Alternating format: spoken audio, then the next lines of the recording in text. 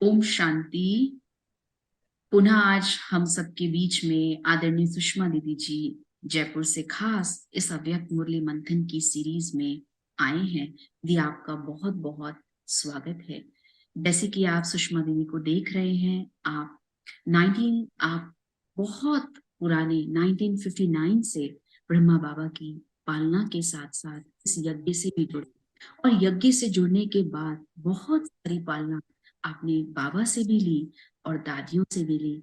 आज उसका स्वरूप जयपुर की जो सेवाएं हैं बहुत विस्तार रूप से चलती आ रही हैं, उसको हम देख रहे हैं। आदरणीय सुषमा दीदी ने न केवल अपनी धारणाओं पर लेकिन अपने साथ साथ सेवाओं से, रूहानियत से ब्राह्मण परिवार को बहुत लाभान्वित किया है। आप मधुबन घर में जब भी जाते हैं तो समय प्रति समय हमें भट्टियों में, कॉन्फ्रेंसेस में, सेमिनार में आपका स्टेज पर देखना, आपके मुख से बहुत सुंदर बाबा की बातें सुनना मिलता रहा है। और आज पुनः फिर से हम इस अव्यक्त मुरली में दीदी को सुनते हैं। तो दीदी, जैसे बाबा ने आज की डेट बताई कि 5 जून 1977 में बाबा ने बताया अलौकिक जीवन का कर्तव्य ही है विकारी को निर्विकार बनाना। तो दीदी, ब्राह्मण परिवार हमारे बीच में है और जनवरी मास है, ब्रह्मा बाबा की हमें याद दिलाता है। तो दीदी, अलौकिक जीवन का कर्तव्य जो बाबा ने कहा, विकार को निर्विकार बनाना, विकारी को, तो ये क्या चीज है? पहले हमें एक बार इसके बारे में बताएं कि निर्विकार या निर्विकारी क्या चीज है। ओम शांति। Thank you. आज हम एक बहुत सुंदर, बहुत पावरफुल बाबा की मुरली पर शेयरिंग कहें, मनन चिंतन कहें, करने जा रहे हैं। हमने इस दैवी परिवार कहें, ईश्वरीय परिवार कहें, इसकी क्या विशेषता देखी।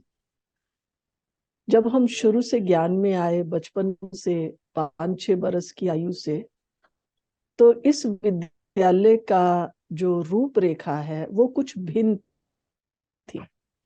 आज रूपरेखा भिन्न है। आज हमारा विद्यालय एक बहुत बड़ी ऑर्गेनाइजेशन की तरह है। उस समय हमारा विद्यालय केवल एक परिवार था, और इस दैवी परिवार में, ईश्वरीय परिवार में, जो हम कहें विद्यालय की फाउंडेशन थे, मम्मा, बाबा, हमारी दादियां, बड़े भाई बहनें, बड़ा विचित्र वातावरण था इन सब का। बहुत से भाई बहनें आपस में लौकिक संबंधों में जुड़े हुए थे। जैसे हम देखते थे, बाबा थे साकार में, बाबा की युगल यशोदा मैया, वो भी उनके साथ थी।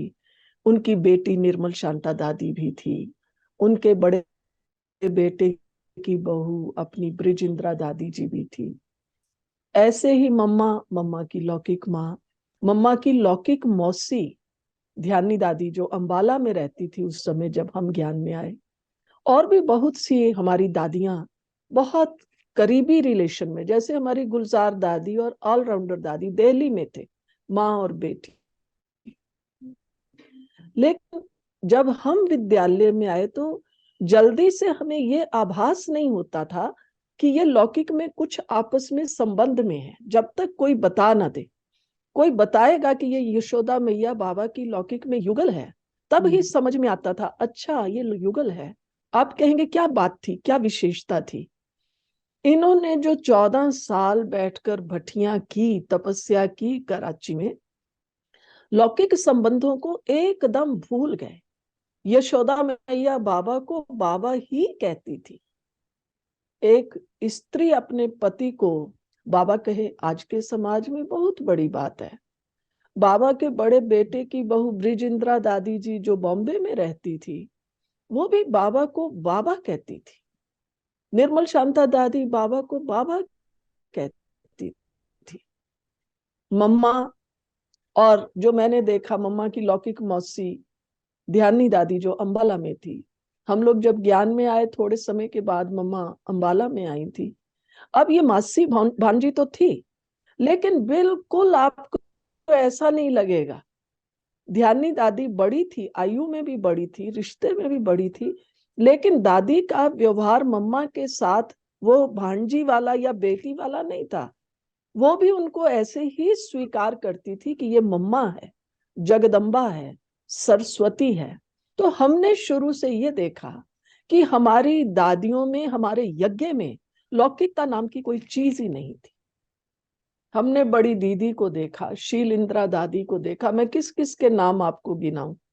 तो ये सब अपने आत्मिक स्थिति कहें, रूहानी स्थिति कहें, उसमें स्थिर हो चुके थे।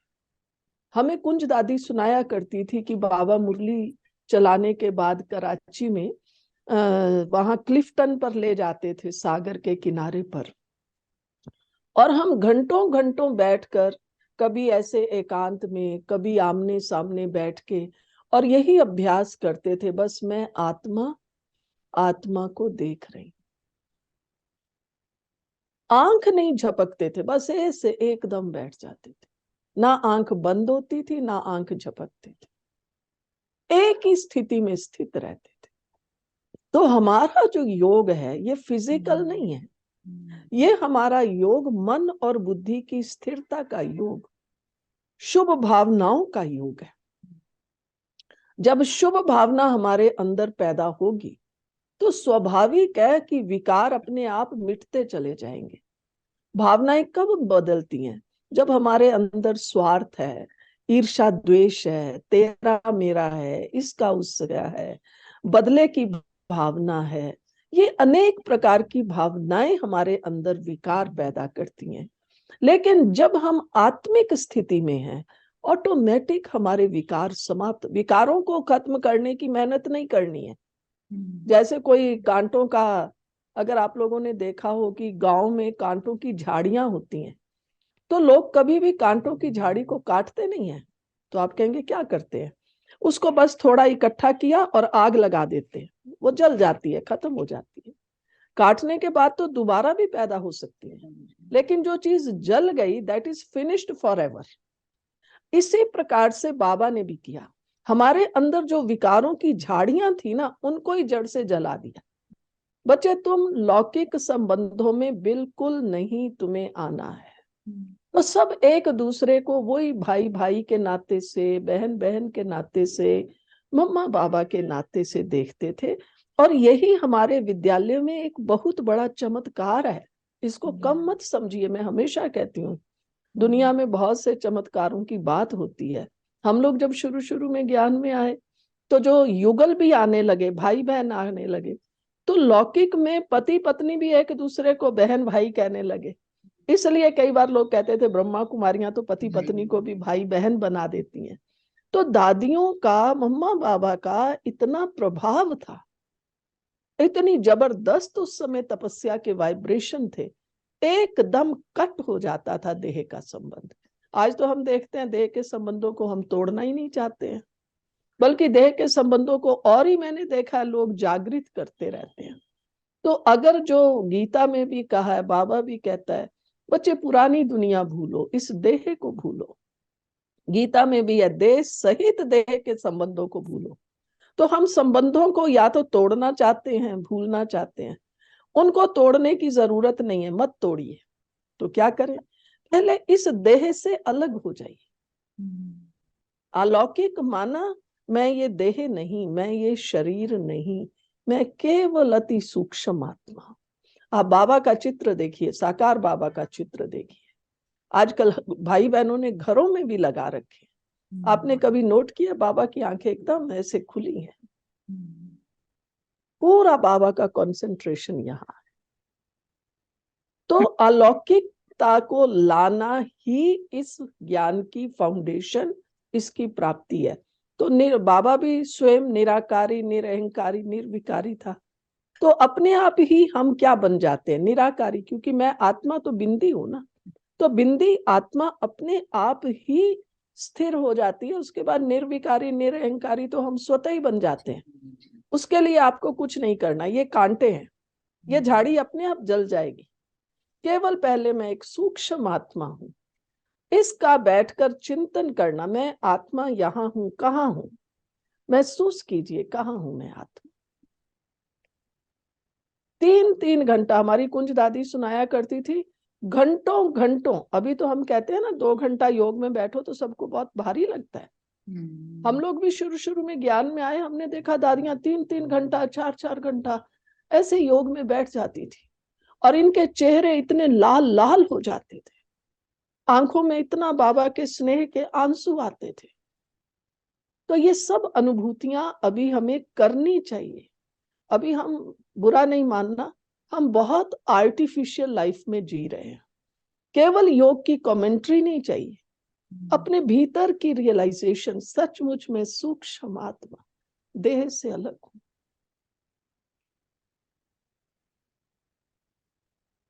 यही योग की फाउंडेशन है। आजकल हमारा व्यर्थ क्यों नहीं खत्म होता? क्योंकि हम लौकिकता से ऊपर उठे ही नहीं। अगर मुझे वही दिखाई दे रहा है, मेरा भाई, मेरी माँ, मेरा मामा, चाचा, तो मैं लौकिकता से ऊपर कैसे उठूंगी? तो ये देह विनाशी है, जो गीता में कहा है अर्जुन, ये सब तो मरे पड़े हैं। मरे पड़े माना कोई, हम ये नहीं कहेंगे ये सब मर जाएं, लेकिन देह विनाशी है, मैं आत्मा अविनाशी। ये स्मृति अति आवश्यक है, तभी हम निर्विकारी बन सकते हैं। बहुत सुंदर। हम भाई बहनें जो सुन रहे हैं, और आपका जो एक प्रश्न था, मैं समझती हूँ दीदी ने जो बहुत सुंदर एक हमें एग्जाम्पल दिया खेत वाला, कि कांटे जो हैं उनको काटना नहीं है, उन्हें जलाना है। तो वो आत्मिक स्मृति से हम उसको जरूर वो उस पुरुषार्थ तक पहुंच सकते हैं जो बताया।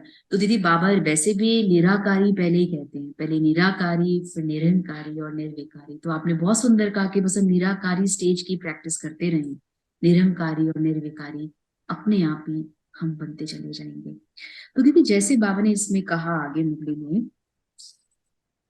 कि अलौकिक स्वरूप अर्थात कमल पुष्प समान, कैसी भी तमोगुणी वातावरण हो, वाइब्रेशन हो, लेकिन सदा कमल समान लौकिक कीचड़ में रहते भी न्यारे अर्थात आकर्षण से परे और सदा बाप के प्यारे अनुभव करेंगे। तो दीदी, एक प्रश्न आता है कि हम तो बहने हैं, आप सेंटर पर हैं, हम सब तो बहने हैं, लेकिन हम जो जिज्ञासु भाई बहने हैं वो तो घर में ही रहते हैं, गृहस्थ में रहते हैं।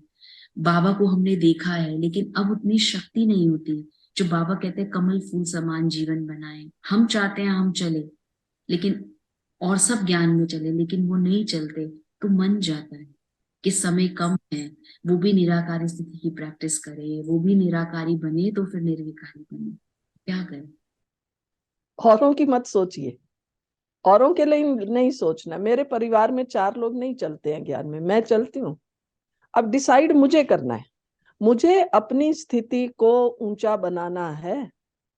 आप देखिए, देश को आजाद कराने के लिए महात्मा गांधी जी ने, वो तो अज्ञानी था ना, हमारी भेंट में कहेंगे उनको तो कोई आत्मा परमात्मा का ज्ञान नहीं था, एक गीता का सहारा लेके देश को आजाद कराया, सत्य और अहिंसा के बल से।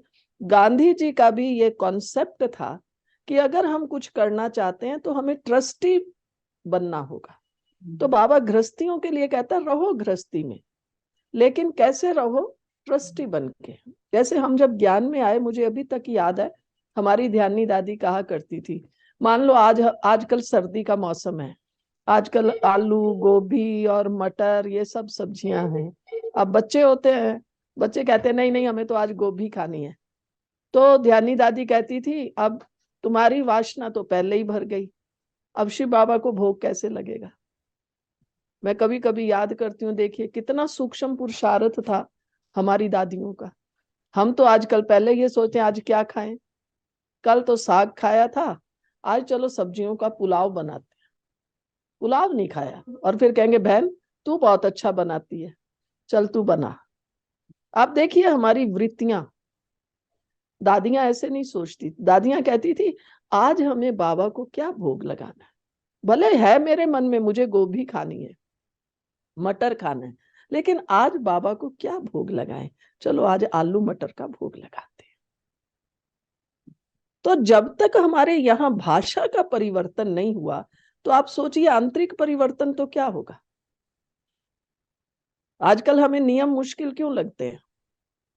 बहुत सी बातें हैं, फिर बातों में बातें निकलेंगी तो लंबी लिस्ट है, वो नहीं मैं निकालती हूँ।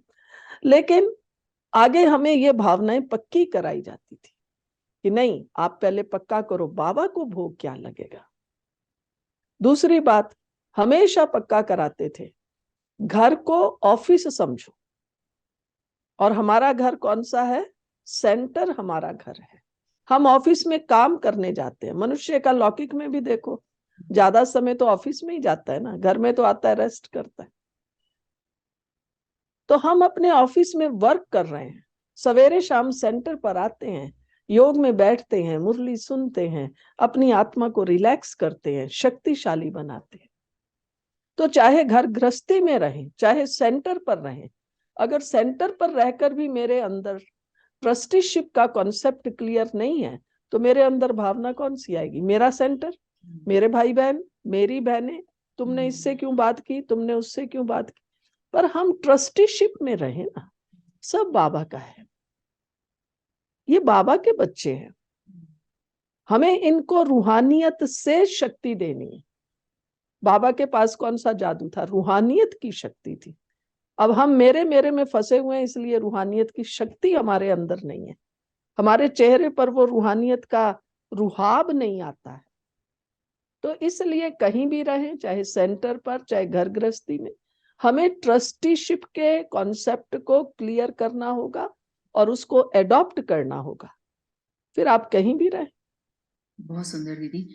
तो पहला बहुत अच्छा दीदी, गहरा सिंपल चीजें जो हमें आप बता रहे हैं कि कैसे बाबा ने भी बच्चों को ऐसे आप समान बनाया, और पहले हमें कि जड़ से उस चीज को कैसे खत्म किया जाए, जलाया जाए। और दूसरा ट्रस्टीशिप।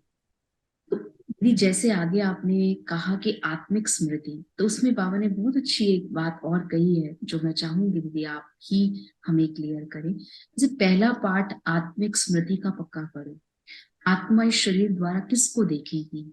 आत्मा आत्मा को देखेगी, ना कि शरीर को। आत्मा कर्मेंद्रियों द्वारा कर्म कर रही है, तो अन्य आत्माओं का भी कर्म देखते हुए यह स्मृति रहेगी कि यह आत्मा कर्म कर रही है। ऐसे अलौकिक दृष्टि जिसको देखे आत्मा रूप में देखो। इस अभ्यास की कमी होने कारण का पक्का नहीं किया, लेकिन औरों को पाठ पढ़ाने लग गए। इस कारण स्वयं प्रति अटेंशन कम होता, दूसरों के प्रति अटेंशन ज्यादा रहती है। वही बात हो गई जो हमने अभी पहले की है कि पहले मुझे पाठ पक्का हो, हम एक बाबा की संतान है, आपस में भाई भाई हैं। हम आपको हंसी की मगर रियल बात सुनाते हैं। हम लोग जब ज्ञान में आए, अंबाला में काफी युगल आए जिनके छोटे छोटे ही बच्चे थे, सब लगभग एक एज के लोग थे, 5-6 साल के। अब एक परिवार में एक बच्चा जो है वो खेलते खेलते कहीं चला गया, खो गया, अपने घर से दूर चला गया, रो रहा था। अब उसको घर का रास्ता, क्योंकि वो भी 6-7 साल का बच्चा था। अब कुछ लोग उसको पकड़ के थाने में ले गए, पुलिस के पास। अब पुलिस वाले पूछे, बेटा तुम्हारा नाम क्या है, तुम कौन हो? कहता आत्मा। तुम्हारे पिता का नाम क्या है? कहता परमशिव बाबा, परमात्मा। तुम कहाँ के रहने वाले हो? कहता परम धाम के। अब वो कहे अंबाला में परम धाम नाम की कोई चीज ही नहीं है। सब भाई बहनों को तब महसूस हुआ कि नहीं, हमें बच्चों को ये लौकिक भी पक्का कराना है। आप सोचिए, घर गृहस्थी में रहते हुए आज हम ये तो कहते हैं मेरा बेटा ज्ञान में आए, बहू ज्ञान में आए, पोता ज्ञान में आए, लेकिन हम उनसे बातें तो वही दुनिया की करते हैं। हम उनको ये पाठ पक्के नहीं कराते। हमारे अंदर ये भावना हो, सासू इसी भावना में रहेगी, मैं सासू हूं, ये बहू है। बाबा मुरली में कई बार कहते हैं, घर जाके कोई बहू सासू को बहन जी या सासू बहू को बहन जी नहीं कहेगी।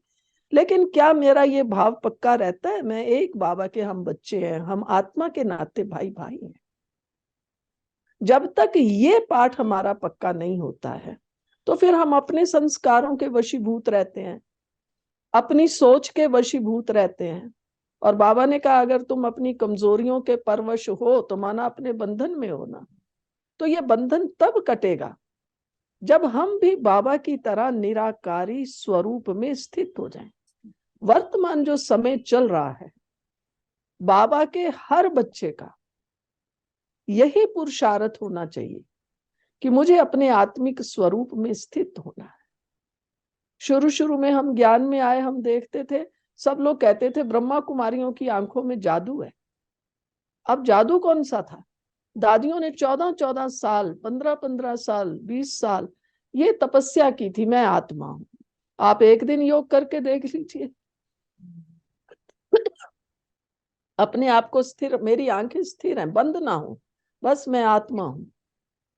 सवेरे से शाम तक ये अभ्यास बैठ के करिए, चलते फिरते करिए, और एक सेल्फी सवेरे ले लीजिए, एक शाम को ले लीजिए, आपको दिन रात का अंतर दिखाई देगा।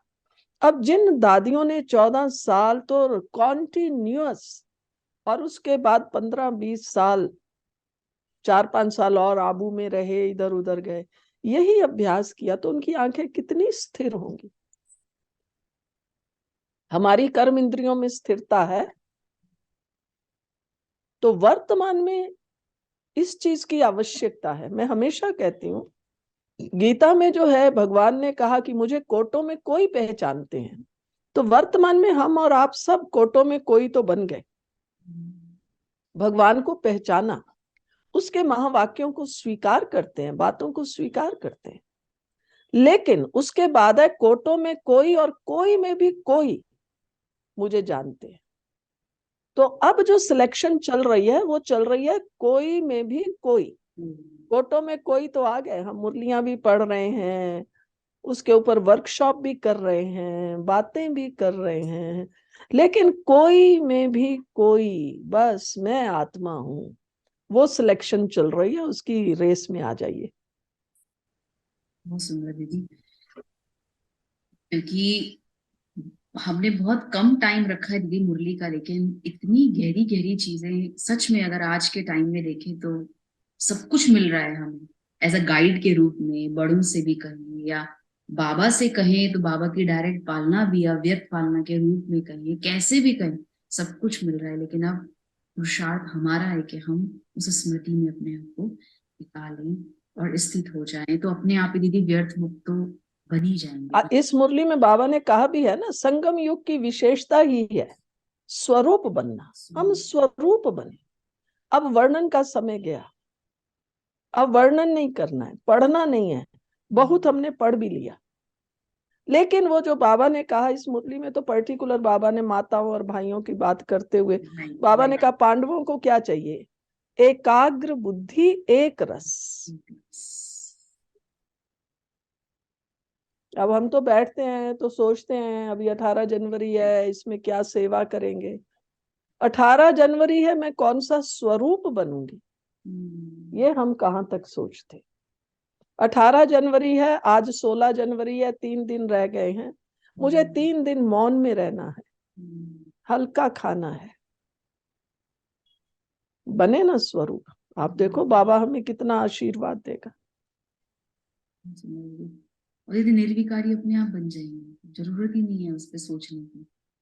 बीज बोया है तो फल तो लगेगा ही।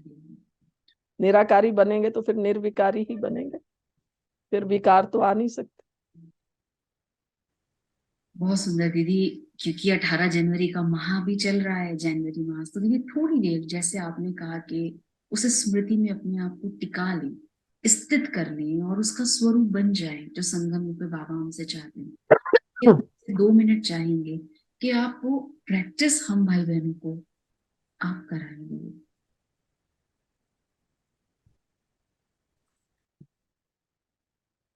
इसकी प्रैक्टिस के लिए हमें क्या करना होगा? आत्मिक स्वरूप की स्थिति के लिए, जिसको मैं हमेशा कहती हूं, आत्म अवलोकन कीजिए, अपने आप को देखें। कहाँ देखें? जैसे हम स्थूल में तैयार होते हैं, शीशे के आगे खड़े होके कितनी बार आगे पीछे घूम घूम के देखते हैं, मैं ठीक से ड्रेसअप हुई या नहीं हुई, मेरे बाल हेयर स्टाइल ठीक हुआ या नहीं हुआ। मैं आज ज्ञान के आईने में अपनी आत्मा को देखती हूं। मैं सतचित आनंद स्वरूप आत्मा, अजर अमर अविनाशी आत्मा, कहाँ तक सत्य स्वरूप बनी हूं। सत्यता मुझ आत्मा का निज स्वरूप है। सत्य के दो अर्थ हैं, एक सत्य माना सत्य, ट्रुथ, और एक सत्य माना अविनाशी, इटर्नल, इमॉर्टल। मैंने कहां तक समझा है मैं आत्मा अविनाशी हूं और ये देह विनाशी है। देह एक कॉस्ट्यूम है, मैं आत्मा इसको धारण करने वाली हूं। मैं धारण करने वाली आत्मा अनादि अविनाशी, प्रकाशमय हूं, लाइट स्वरूप हूं। बने, लाइट स्वरूप बनिए। बस प्रकाश ही प्रकाश, शांति, पवित्रता, शुद्धता का प्रकाश।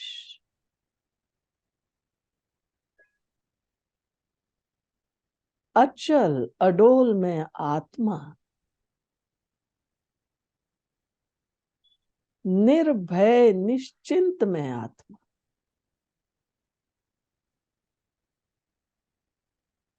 वाह बाबा वाह। केवल आत्मा समझने से इतनी बड़ी अनुभूति। निर्भय निश्चिंत। हाँ बाबा, मैं आत्मा एकदम अजर अमर अविनाशी आत्मा हूं। ये देह केवल एक इंस्ट्रूमेंट है, बाजा है।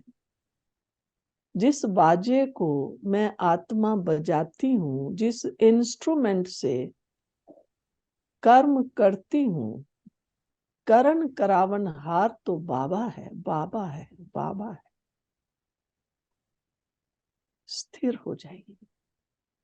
अति सूक्ष्म ज्योति बिंदु में आत्मा हूं, आत्मा हूं, आत्मा।